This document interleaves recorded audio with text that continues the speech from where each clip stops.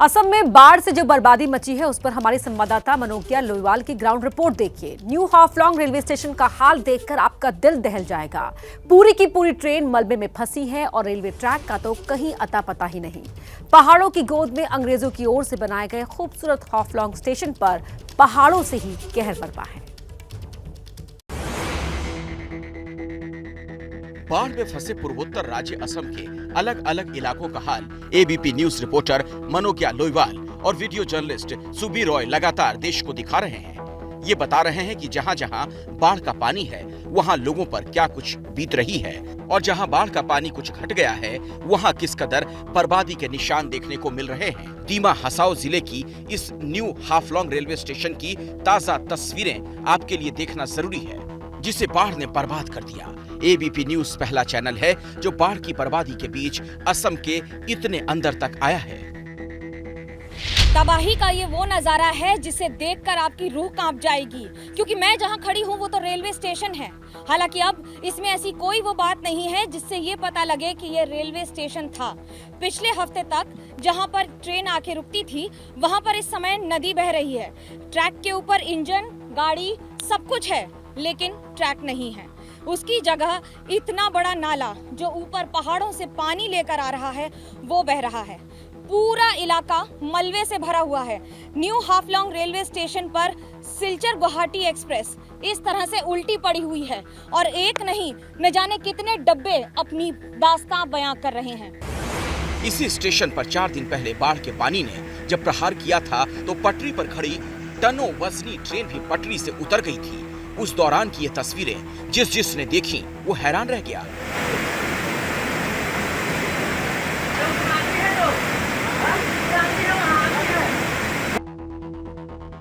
और बारिश थमने के बाद बाढ़ का पानी इस स्टेशन और आसपास के इलाके से जब कम हुआ तो एबीपी न्यूज यहां तक पहुंचा और बाढ़ की तबाही को बयां करती ये तस्वीरें कैमरे में कैद हुई।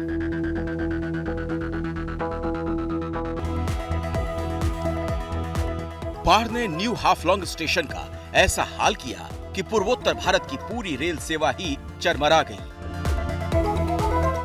पहाड़ों के बीच इस स्टेशन का निर्माण आजादी से पहले यानी अंग्रेजों के शासनकाल में हुआ था। देश आजाद हुआ, बदलते वक्त में पूर्वोत्तर के इस हिस्से की भी तस्वीर बदली। विकास के कामों को रफ्तार मिली, लेकिन विकास के उसी क्रम में सरकारों की ओर से उन खतरों की अनदेखी की गई जो नहीं होनी चाहिए, और उन्हीं को सामने ला रही हैं संवाददाता मनोकिया। इस इलाके में पहले तो ये कि 1 मीटर गॉज को ब्रॉड गेज में अगर कन्वर्ट किया गया है तो उसे क्या सोचकर कन्वर्ट किया गया है, क्योंकि स्टडी में और कैग की रिपोर्ट में इस पर सवाल उठाए गए थे। क्या उन सवालों को नजरअंदाज किया गया था उस समय और उसके बाद भी हरी झंडी दिखा दी गई? बजट दुगना कर दिया गया, लेकिन फिर भी कुछ नहीं। आज इस त्रासदी का जिम्मेदार कौन? आपको दिखाएं ये तस्वीरें। ये ट्रेन जिस तरह से फंसी हुई हैं और बगल से ऐसे पानी की नदियां बहती हुई आपको जो दिख रही हैं, वो अपने आप में ये बता रही हैं कि त्रासदी किस तरह से हाफलॉन्ग को, पूरे इलाके को झकझोर के रख चुकी है। बात सिर्फ यही नहीं, दरअसल ये ट्रेन जिरीबाम हो यानी कि मणिपुर से लेकर त्रिपुरा से लेकर आसपास के सारे इलाकों को कनेक्ट करती हैं।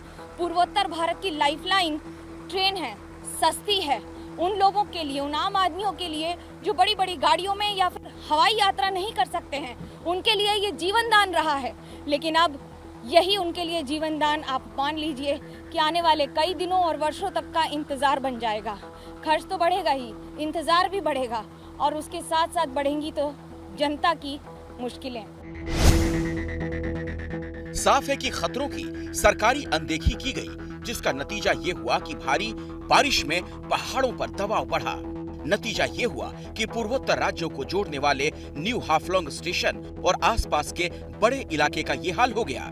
सूत्रों के मुताबिक साल 2010 से पहले सीएजी की एक रिपोर्ट में यहाँ मीटर गेज यानी छोटी रेल लाइन को ब्रॉड गेज यानी बड़ी रेल लाइन में बदलने को लेकर सवाल उठाए गए थे।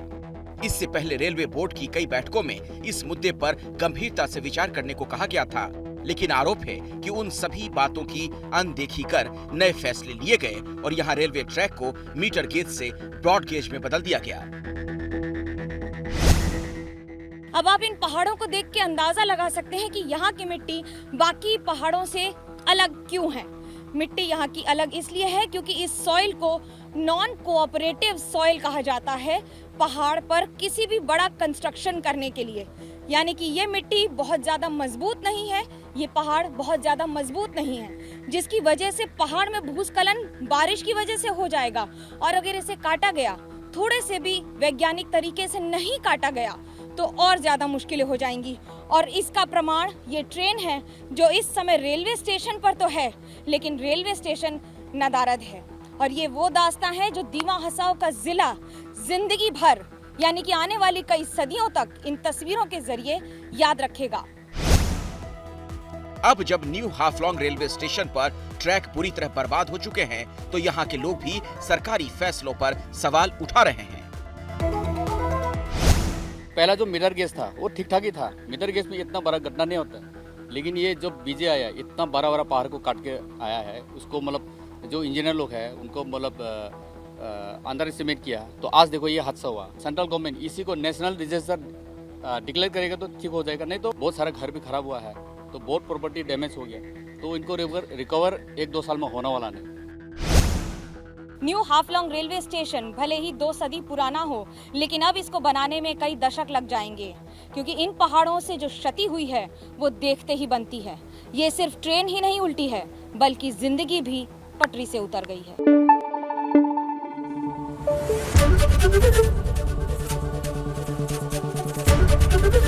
एबीपी न्यूज आपको रखे आगे।